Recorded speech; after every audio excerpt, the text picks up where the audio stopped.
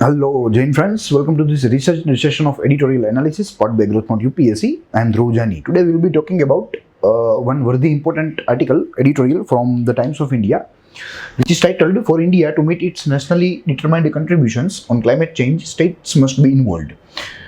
By seeing the title, we can make a conclusion that the entire article is based on contemporary environmental affairs. यानी कि जो तत्कालीन आज के समय जो पर्यावरणीय प्रश्न है या पर्यावरणीय प्रश्न है उसके ऊपर आधारित यह लेख है। अगर हमें इसे विषय के संबंध में देखना है तो हम लोग GS 3 में एनवायरमेंट के साथ इसको जोड़ सकते हैं। इसका ताल्लुक एनवायरमेंट के साथ है। एनवायरमेंट में भी 3 बाइफर्केशन हमें दिए गए हैं, जिसके तहत सर्वप्रथम रहेगा एनवायरमेंटल कंजर्वेशन, यानी कि पर्यावरण का संरक्षण। दूसरा जो इसमें जो टॉपिक है वो रहेगा एनवायरमेंटल डिग्रेडेशन, यानी कि जो आज के समय जो पर्यावरण की जो दुर्गति हो रही है उसके बारे में जो है हमें हमारे विषय में दिया गया है सूची में। और तीसरा जो है वो है EIA, यानी कि एनवायरमेंटल इम्पैक्ट असेसमेंट, कि अगर आपको नया प्रोजेक्ट डालना है तो उसकी असर एनवायरमेंट के ऊपर क्या होगी वो मालूम पड़ने के बाद ही आपका जो प्रोजेक्ट है वो अप्रूव होगा। ये एक नई सिस्टम हमारे भारतीय सरकार ने दाखिल की थी। हालांकि यह जो ड्राफ्ट नया आया है 2020 का EIA, उसमें ऐसा क्लेम किया जा रहा है, ऐसा दावा हो रहा है कि सरकार ने कुछ प्रावधान जो है वो एकदम दुर्बल बना दिए हैं ताकि औद्योगिकरण को फायदा मिले, ईज ऑफ डूइंग बिजनेस में बढ़ावा मिले। मगर सामने पक्ष में जो एनवायरमेंटल डिग्रेडेशन है वो भी दुगना हो जाएगा, जो हमारे नेशनली डिटरमाइंड कंट्रीब्यूशंस को पूरा करने में बाधित करेगा, वो हमें बाधित करेगा। तो देखते हैं पूरा लेख।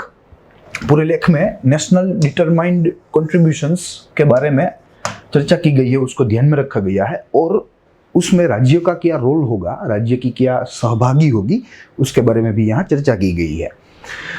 लेख सामान्य सा है, उसमें कोई जो है अलग बात नहीं है, मगर इसमें से जो हमने सामान्य अभ्यास के जो तथ्य निकाले हैं, एक्सट्रैक्ट किए हैं, वो तथ्य हमारे लिए, वो तत्व हमारे लिए थोड़े से महत्वपूर्ण है हमारी परीक्षा की दृष्टि से। और आज के इस एनवायरमेंटल डिग्रेडेशन के समय में इसकी महत्वता कई गुना बढ़ जाती है। तो शुरू करेंगे हमारे लेख से। सबसे प्रथम इसका फोटोग्राफ देखेंगे। ज्योति पारिख नामक राइटर है, उसके द्वारा यह लेख लिखा गया है, और वे आजकल executive director of integrated research and action for development में कार्यरत है, एग्जीक्यूटिव डायरेक्टर के तौर पर। ठीक है, तो उनके द्वारा यह लेख लिखा गया है, जिसमें लेखक ने 5 बिंदु का कार्यक्रम दिया है, जिसका जिक्र हम लोग आगे करेंगे।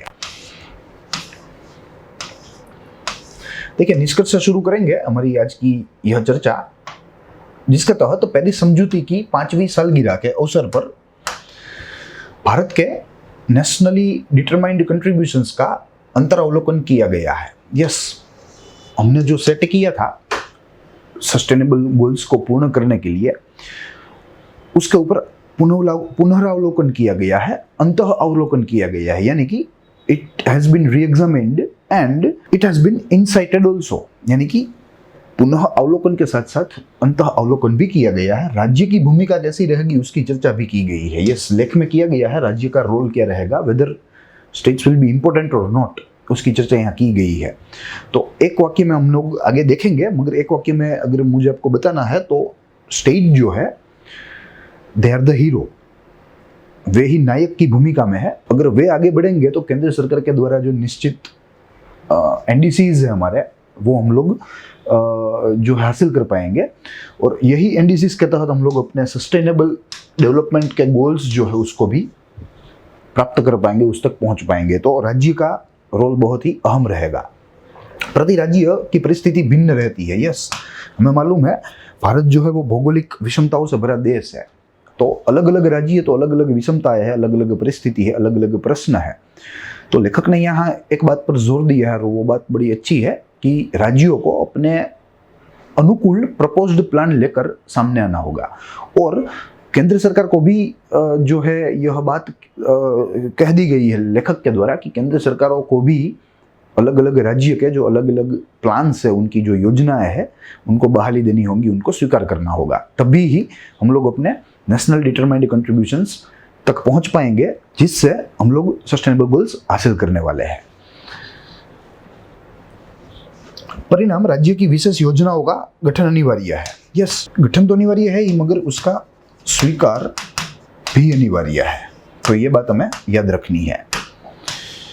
देखते हैं लेख की महत्वपूर्ण बातें, जिन बातों पर लेखक ने अपने विचार रखे हैं।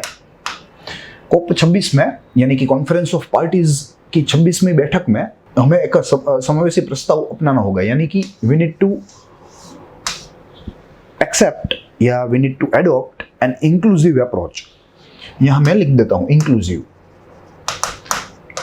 यहां इंक्लूसिव का मतलब है राज्यों को साथ में लेकर चलना केंद्र सरकार के द्वारा। नेशनल डिटरमाइंड गोल्स के लक्ष्यों की पूर्ति के लिए आगे बढ़ना होगा। भारत में सस्टेनेबल डेवलपमेंट गोल्स व नेशनल डिटरमाइंड कंट्रीब्यूशंस की पूर्ति के लिए कई योजनाएं कार्यरत है। यस, हमने तो कई योजनाएं कार्यरत कर दी है, और भारत तो अपने आप में ही एक ऑब्लिगेशन की तरह देखता है कि जो क्लाइमेट हमने तबाह किया है, जिस क्लाइमेट की हमने दुर्गति की है हमारे आर्थिक गतिविधियों से, हालांकि भले ही भारत जो है वो अभी विकासशील है, और आज दिन तक जो नुकसान हुआ है आबोहवा में या पर्यावरण में, वो नुकसानी में भारत का सहयोग बहुत ही कम है, भारत का हिस्सा बहुत ही कम है, क्योंकि अभी हम लोग करने वाले हैं। अभी हम लोग विकास की तरफ आगे बढ़ेंगे तो अभी जो है इकोनॉमिक गतिविधियां तेज होंगी। आज तक भारत में इकोनॉमिक एक्टिविटीज इतनी इंटेंस नहीं हो रही है समय के किसी भी बिंदु पर, अब होने वाली है। फिर भी भारत यह पूरे मुद्दे को एक ऑब्लिगेशन की तरह देखता है, और पूरे विश्व में यह सुनिश्चित करता है कि भारत जो है वो कटिबद्ध है, वो प्रतिबद्ध है क्लाइमेट चेंज को रिवर्स करने के लिए, क्लाइमेट चेंज से हुई जो नुकसानी है उसकी भरपाई करने के लिए, उसकी क्षतिपूर्ति करने के लिए। तो योजनाओं के तहत अगर हमें कुछ एग्जांपल्स देखने हैं तो रिन्यूएबल एनर्जी का हमारा गोल है 175 गीगावाट तक हम पहुंचने वाले हैं बाय 2022, और 450 गीगावाट अगर अच्छा रहा सब कुछ तो by 2027 we will be producing 450 gigawatts of electricity by renewable sources, by non-traditional sources आप कह सकते हैं।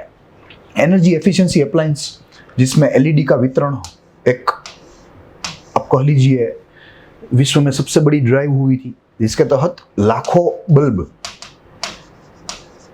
करोड़ों बल्ब जो है उसका वितरण किया गया, और स्टार रेटिंग्स वाले रेफ्रिजरेटर हो या एयर कंडीशनर हो या कोई भी अप्लायंस हो जो कि एनर्जी एफिशिएंट हो, एनर्जी का बहुत ही संभल कर उपयोग करते हो।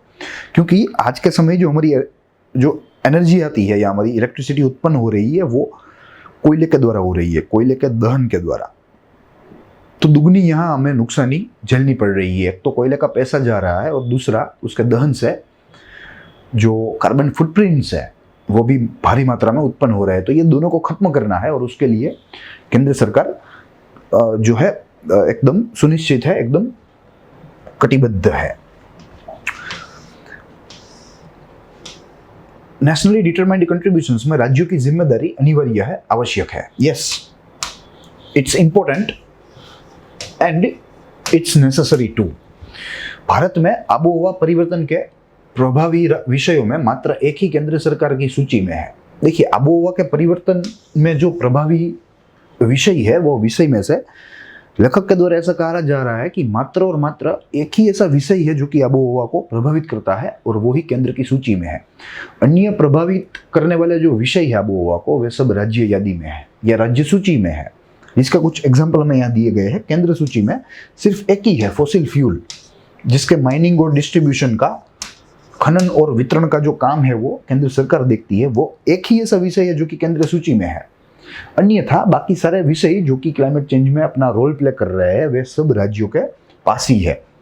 जैसे फॉरेस्ट देख लीजिए, लैंड यूज देख लीजिए, पावर देख लीजिए, यानी कि एनर्जी, ट्रांसपोर्ट, एग्रीकल्चर, ये सब ऐसे विषय है जो क्लाइमेट चेंज में अतिशय प्रभावक है, मगर राज्य सूची में है।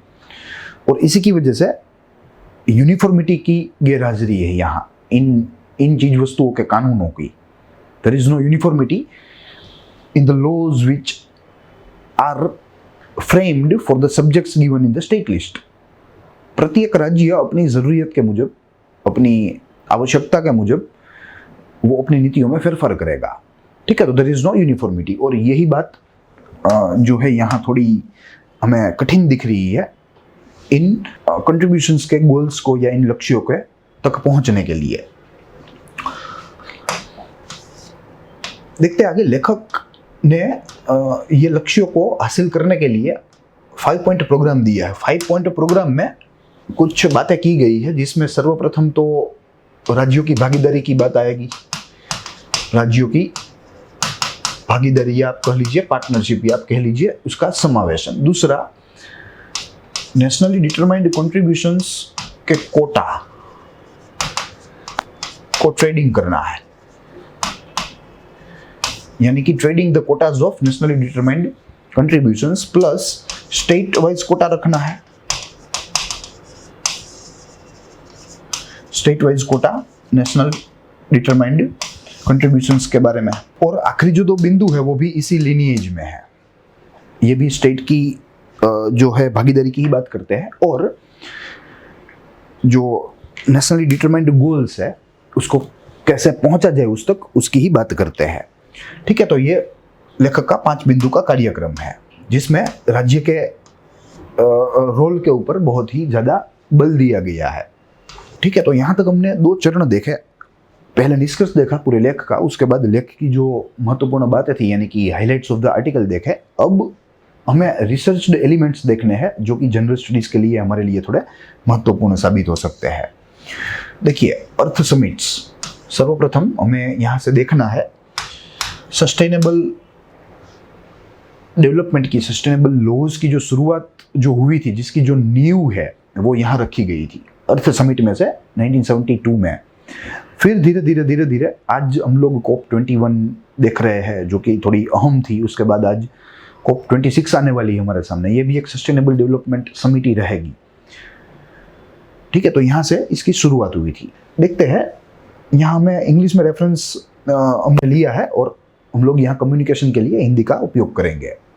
देखिए, 1972 में United nation conference on human environment, यह सबसे प्रथम कॉन्फ्रेंस थी जो कि ह्यूमन एनवायरनमेंट पर हुई थी। The United nation conference on the human environment was the first held in Stockholm, Sweden in the year 1972, और इसे अर्थ कॉन्फ्रेंस के नाम से हम लोग जानते हैं। अर्थ कॉन्फ्रेंस। उसके बाद देखें तो 1982 में, यानी कि उसके 20 वर्ष के पश्चात, United nation conference on environment and development यानी कि UNCED एक समिट जो है, सभा जो है वो बुलाई गई। It is also known as earth summit 1992 और Rio earth summit 1992, held in Rio de Janeiro, Brazil यानी कि South America. Earth summit 1992 succeeded in raising public awareness for the need to integrate environment and development. Yes, भले ही पहली summit ये रही हो 1972 की, मगर 1992 में अब धीरे धीरे एक जागृति जो है, जागृति का स्तर जो है वो बढ़ने लगा। अब लोगों को लगने लगा कि हमें विकास को पर्यावरण से अलग नहीं रखना है, अलग रख के नहीं देखना है, मगर साथ में ही रखना है, साथ में ही देखना है। तभी हमारा सच्चा, तभी हमारा सस्टेनेबल विकास जो है, सस्टेनेबल डेवलपमेंट जो है वो पॉसिबल है, वो शक्य है। अदरवाइज अभी तो डेवलपमेंट हो जाएगा, मगर हमारे पास हमारी भावी पीढ़ी को देने के लिए, एक अच्छा सक्सेशन देने के लिए हमारे पास कुछ नहीं बचेगा, क्योंकि हम लोग सब कुछ तबाह कर रहे हैं। हम लोग अपना एनवायरनमेंट तबाह कर रहे हैं, यानी कि एयर हमारी तबाह कर रहे हैं, हम लोग हमारा पानी तबाह कर रहे हैं। ठीक है, कोई चीज़ ऐसी नहीं है जो आर्थिक गतिविधियों से प्रभावित ना हुई हो। ठीक है, तो अब जागृति की शुरुआत यहाँ 1992 के जो है रियो अर्थ कॉन्फ्रेंस से हुई। The earth summit resulted into following document. देखिए, उसके तहत 3 डॉक्यूमेंट्स के ऊपर हस्ताक्षर हुए। रियो डिक्लेरेशन था, एक एजेंडा 21 था, एक फॉरेस्ट प्रिंसिपल थे। उसमें से एजेंडा 21 जो है ये थोड़ा महत्वपूर्ण है, भले ही नॉन बाइंडिंग है, यह किसी के ऊपर बाधित नहीं है, कोई भी पार्टी के ऊपर, मगर यहाँ से एक जो जागृति की भावना है उसका जन्म हुआ। और इसका नाम एजेंडा 21 इसलिए रखा गया क्योंकि ये 21 पॉइंट प्रोग्राम था। यह प्रोग्राम जो है वह 21 मुद्दों में फैला हुआ था।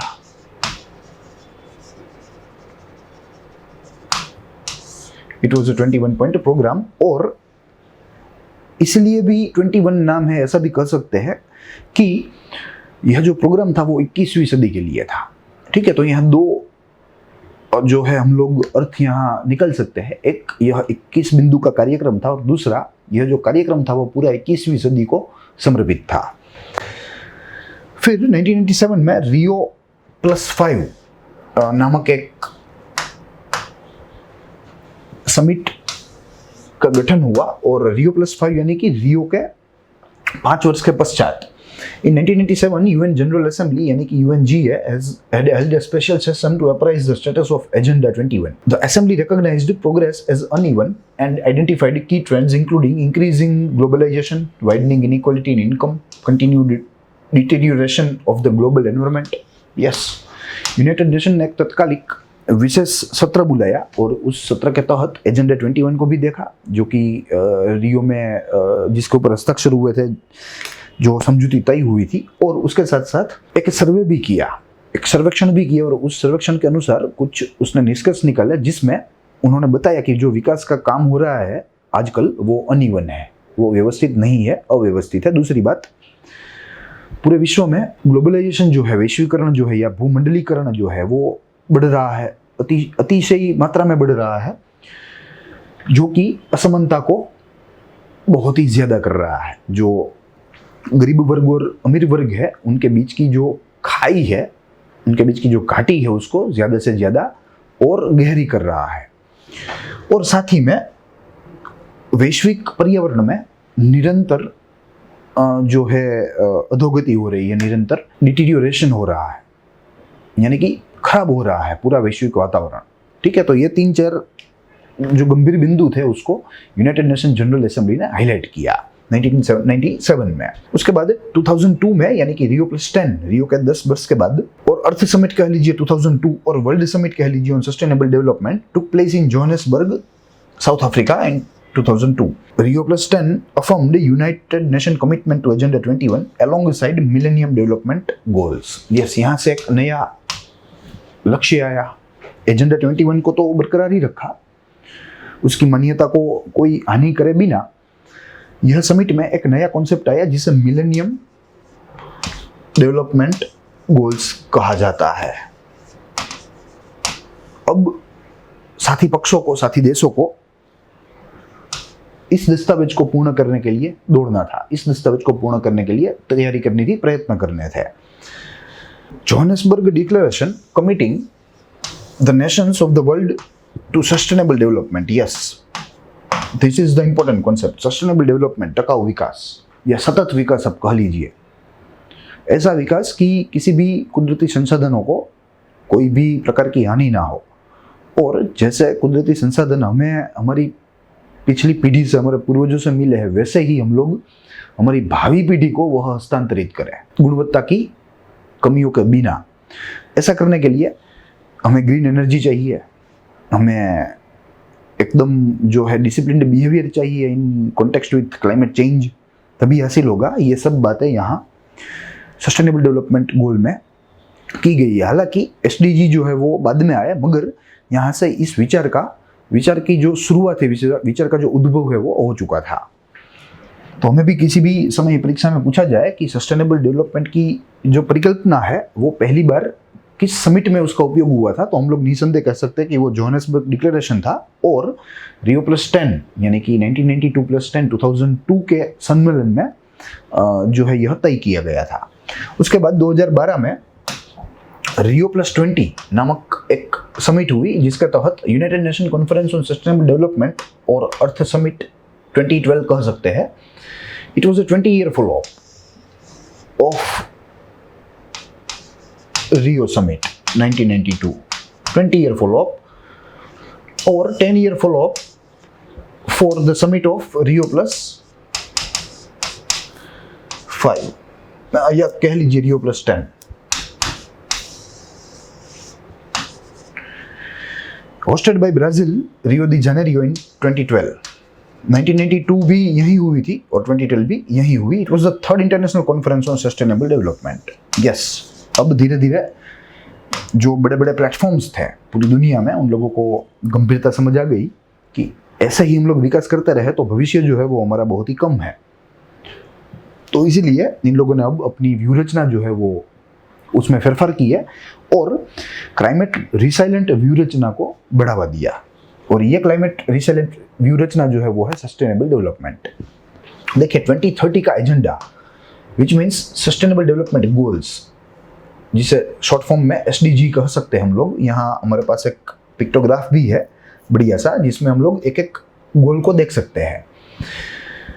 United Nation 2030 agenda for sustainable development was launched in 2015। ये हमें याद रखना है, ये सब माहिती महत्वपूर्ण है। तो United Nation 2030 agenda sustainable development goal aim at eradicating poverty. किसी भी प्रकार के अनिष्ट को निकालना यह इस सस्टेनेबल डेवलपमेंट गोल्स का लक्ष्य है।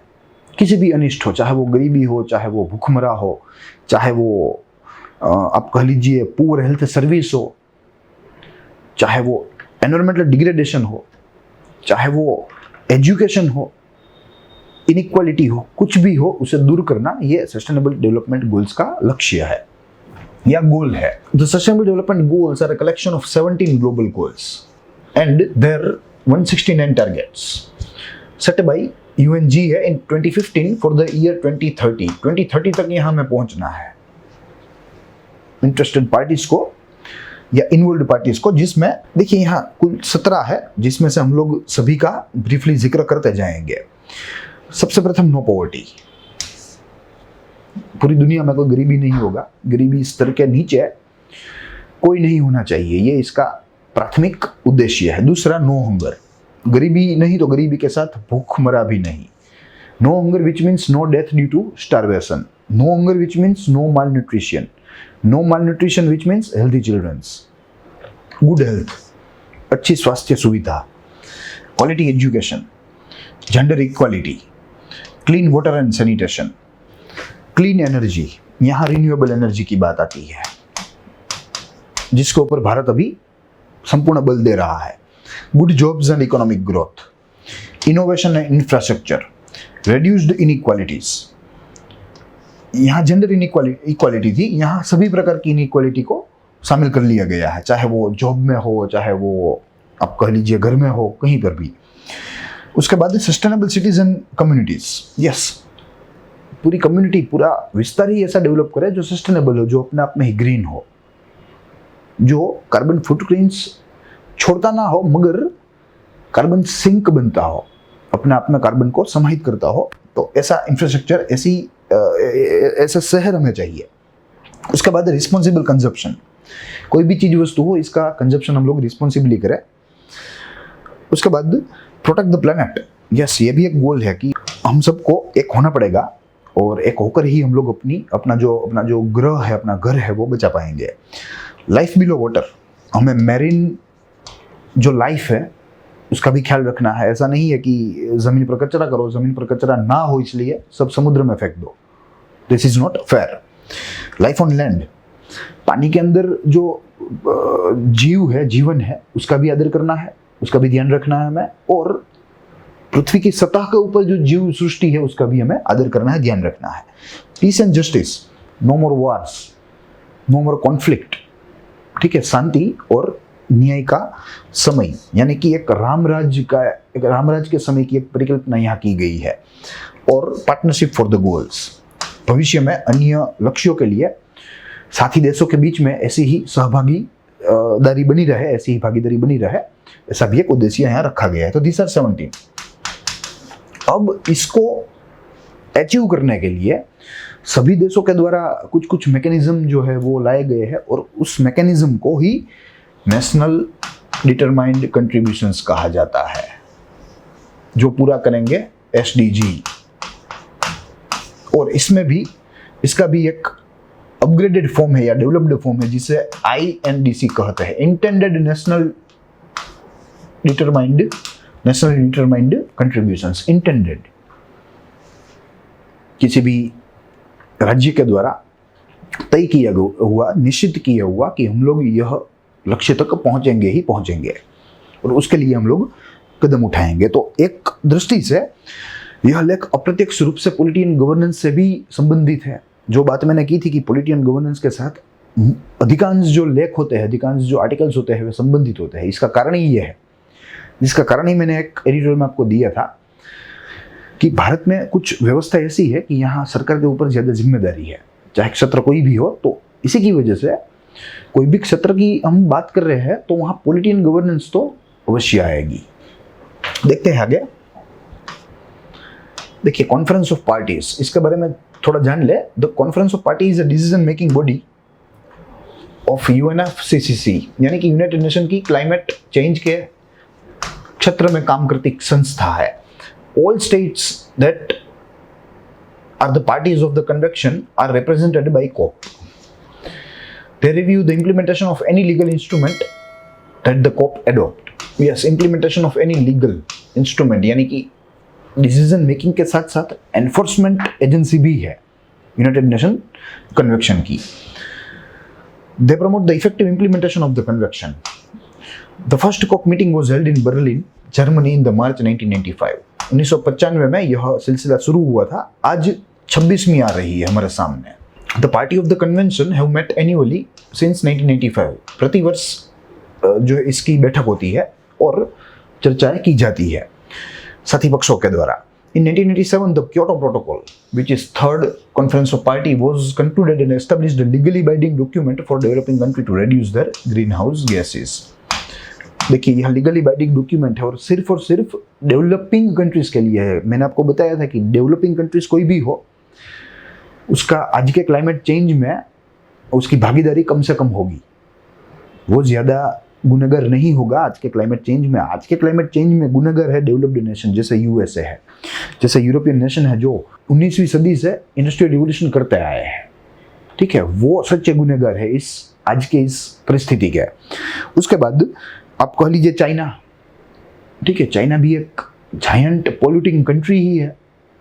तो ऐसे देशों को बांधना होगा, ऐसे देशों को बांधना चाहिए, ना कि भारत या अन्य कोई सिंगापुर या श्रीलंका जैसे विकासशील देशों को। देखिए, यहाँ कोप की में सूची दी गई है। हमें मालूम है कि कोप 25 तक संपन्न हो गई है, जिसमें से कुछ ही महत्वपूर्ण है।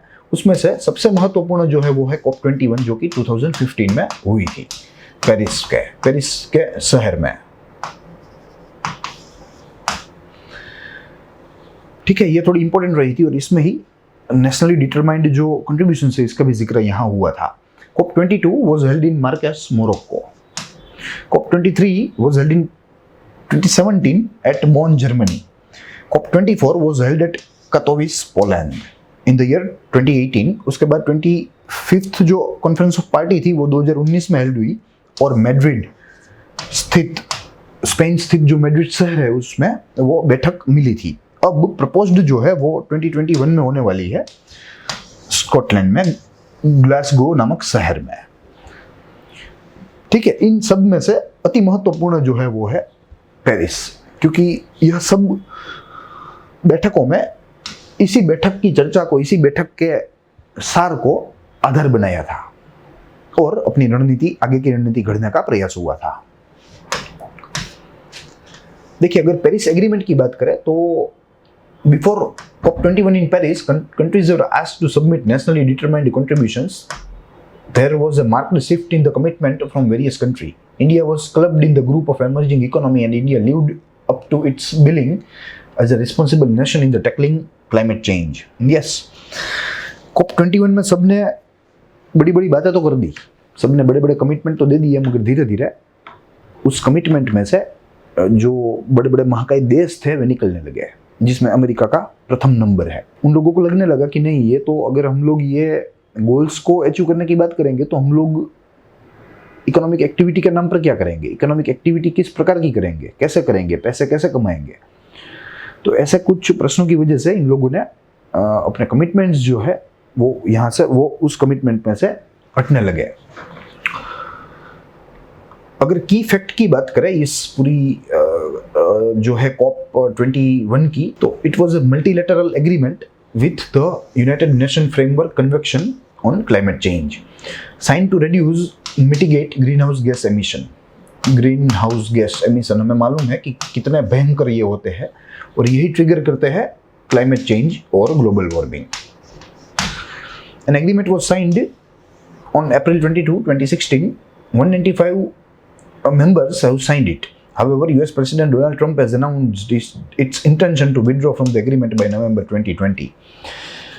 देखिए, अगर गोल्स की बात करें तो 3 गोल्स में पूरे उद्देश्यों को हम लोग क्लब कर सकते हैं और उसके तहत सबसे प्रथम to curtail the rise of global temperature this century below 2 degrees centigrade above pre-industrial level and also pursue efforts to limit the increase of 1.5 degree Celsius. Yes, जो प्री इंडस्ट्रियल हमारा माप था, इंडस्ट्रियल रिवोल्यूशन के पहले का जो माप था, उस मेजर को हमने आधार बनाया है और उससे 2 डिग्री जो है वो हम लोग कम करेंगे। Develop mechanism to help and support countries that are very vulnerable to the adverse impact of climate change. An example would be countries like the Maldives facing threat due to sea level rise. ठीक है, जो पानी का स्तर, समुद्र का स्तर में निरंतर बढ़ावा हो रहा है ग्लोबल वार्मिंग के द्वारा, तो इससे जो छोटे छोटे जो द्वीप राष्ट्र है वे लोग परेशान हैं, उन लोगों की भूमि जो है वो धीरे धीरे डूब रही है और एक दिन तो ऐसे पूरा राष्ट्र ही खत्म होने वाला है या खत्म हो जाएगा। ठीक है, तो ऐसे देशों की चिंता हम सब बड़े देशों को करनी होगी। सब बड़े यानी कि भौगोलिक दृष्टि से बड़े तो है ही, मगर आर्थिक दृष्टि से जो बड़े देश है उन लोगों को ऐसे छोटे देशों की चिंता करनी होगी, क्योंकि अधिकांश ऐसे छोटे देश जो होते हैं वे गरीब होते हैं, तो उन लोगों को बड़े देशों के द्वारा असिस्टेंस मिलना चाहिए। Confirms the obligation that developed country have towards developing country by providing them financial and technological support. Yes, यहाँ ये थोड़ा उद्देश्य जो है वो अच्छा है। ये विकसित देशों की एक जिम्मेदारी फिक्स करने वाला है विकसित देशों के सामने कि अगर आप विकासशील देशों के द्वारा क्लाइमेट चेंज में अगर आप उसका जो है कंट्रीब्यूशन चाहिए तो आपको उसे फाइनेंशियल व टेक्नोलॉजिकल सपोर्ट देना होगा, otherwise it is not possible. तो ये प्रावधान जो है वो थोड़ा अच्छा है, मगर फिर भी ये इन लोगों को बाइड नहीं करता, तो वैसे थोड़ा इनइफेक्टिव है। देखिए, the agreement talks about 2020 targets, carbon dioxide emission reduction by 20%। ये हमें याद रखना है, 20% carbon dioxide emission, work on increase on the renewable energy market share by 20% और target to increase energy efficiency by 20%। Energy efficiency भी 20% बढ़ानी है हमें। जो रिन्यूएबल एनर्जी है उसका जो मार्केट है वो भी 20% तक बढ़ाना है और कार्बन डाइऑक्साइड के एमिशन भी 20% तक बढ़ाने हैं। देखिए, अगर नेशनल डिटरमाइंड गोल्स की बात की जाए तो कुछ हमारे पास एग्जांपल्स है, जिसके तहत सर्वप्रथम it means the contribution that need to be done by each country to achieve the overall global goal. सभी देशों के द्वारा, सभी राष्ट्रों के द्वारा कुछ ऐसे लक्ष्यों को प्राप्त करना होगा जो क्लाइमेट चेंज के ऐसे वैश्विक उद्देश्य को प्राप्त करने में जो है एक सहूलियत प्रदान करे या एक आप कह लीजिए एक एसिस्टेंस, एक हेल्प प्रदान करे। तो contributions needs to be reported every 5 years कि व्हाट इज द सिनेरियो या आप कह लीजिए current situation. The contributions are not legally binding, they are not legally binding, और यही 2 शब्द पूरे डॉक्यूमेंट की महत्वता को आधी कर देते हैं, हाफ कर देते हैं। And last one, the goal is to make sure that all countries have access to the technological expertise या technical expertise and financial capability to meet the climate changes। और अगर कोई देश नहीं है, पूर्ण मात्रा में नहीं है, तो जो विकसित देश है उन लोगों को यह छोटे देशों को प्रोवाइड करने होंगे ताकि वे अपने गोल्स तक पहुंच सके और ऐसे ही पूरा जो ग्लोबल गोल है वो अचीव हो सके। ठीक है, तो this was the article for today, जिसमें रिन्यूएबल एनर्जी के यूसेज की बात हुई, जिसके ऊपर बल देने की भी बात हुई। इस पूरे पॉलिसी में, इस पूरे सिनेरियो में राज्यों की जो भूमिका है उसको भी हाईलाइट किया गया। इनफैक्ट राज्यों को एज ए हीरो प्लेस किया गया और कहा गया कि भाई राज्य अगर आपको सहयोग देंगे तब भी केंद्र सरकार या तब भी कोई राष्ट्र जो है वो ऐसे लक्ष्यों तक पहुंच पाएगा। उसके बाद अगर एक्सट्रैक्टेड एलिमेंट्स की बात करें जनरल स्टडीज के, तो उसमें हमने कई सारी बातें देखी। सर्वप्रथम टाइमलाइन देखी अर्थ कॉन्फ्रेंस की या सस्टेनेबल डेवलपमेंट कॉन्फ्रेंस की, सस्टेनेबल डेवलपमेंट गोल्स भी देखे। उसके बाद हमने नेशनल डिटरमाइंड गोल्स देखे, कॉप देखी, कॉप 21 देखी, उसके महत्वपूर्ण उद्देश्य देखे, और जो अन्य जो कॉप 21 से 26 का जो सफर था वो भी हमने ब्रीफली देखा। उसके जो है गांव के साथ या कौन से गांव में वो हुई थी उसके साथ। फिर हमने यह नेशनल डिटरमाइंड कॉन्ट्रीब्यूशंस जो है उसको भी नजदीक से देखने का प्रयास किया। तो आज के इस लेक्चर में हमने कई सारी बातों को ध्यान में रखा, और ये बातों को ध्यान में रखने का कारण जो है वो सिर्फ एक ही है, क्योंकि हम लोग रिसर्च एडिटोरियल एनालिसिस के बैनर के नीचे एडिटोरियल एनालिसिस का रिसर्च करते हैं और ऐसे प्रेजेंट करते हैं कि ये आपको gateway to general studies and gateway to your current affairs की सर्विस प्रोवाइड करे। ठीक है, तो इसीलिए यह लेख हमारे थोड़े हेल्दी हो जाते हैं एडिटोरियल के। इसका कारण ही ये है, अगर आप हमारे एडिटोरियल देखोगे तो आपको सिर्फ एडिटोरियल के बारे में तो समझ मिलेगी ही मिलेगी, सिर्फ वही नहीं मिलेगी, मगर उसके साथ साथ उसके अलावा आपको आपकी जनरल स्टडीज भी आपकी बेहतर होगी और आपका करंट अफेयर्स भी बेहतर होगा, सुधरेगा। So that's all for today. We will meet again tomorrow with a new article with a new subject. So till then, stay watching growth mode UPSC, stay happy, stay safe.